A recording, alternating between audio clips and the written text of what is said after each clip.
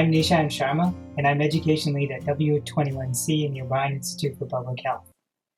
My primary work over the last 10 years has been in medical education in the Cummings School, and I've had a particular focus on patient safety and quality improvement in healthcare through my work at W21C.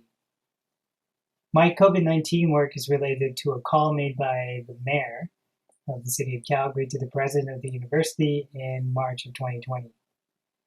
Mayor Nenshi asked President McCauley if he could put together a working group to help the city with decision-making related to the pandemic.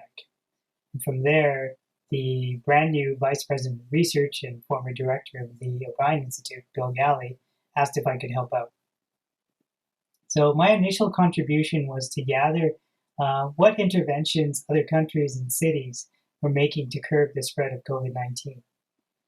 As far as the spread of the disease is concerned, it was fortunate for us that North America was about 4 to 6 weeks behind Europe and about 8 weeks behind China and Southeast Asia in the spread of the coronavirus. So starting in mid-March, I began tracking interventions and sorting them into categories.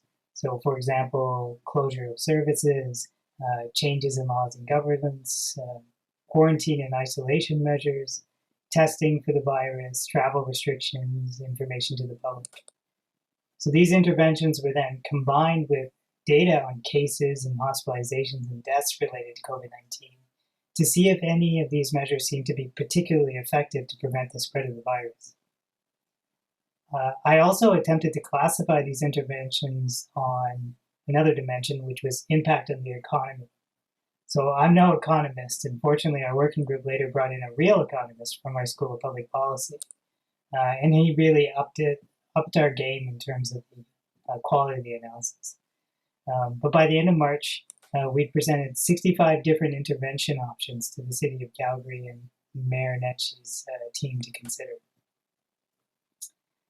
Since then, our working group has been working regularly with the city to advise on various aspects of the pandemic, from effects on vulnerable populations, advice on the use of masks, to, unfortunately, the cancellation of events. So now, with the decline of the first wave of cases, we're looking at each of these interventions and advising the city on how they might be rolled back as we return to a more normal state.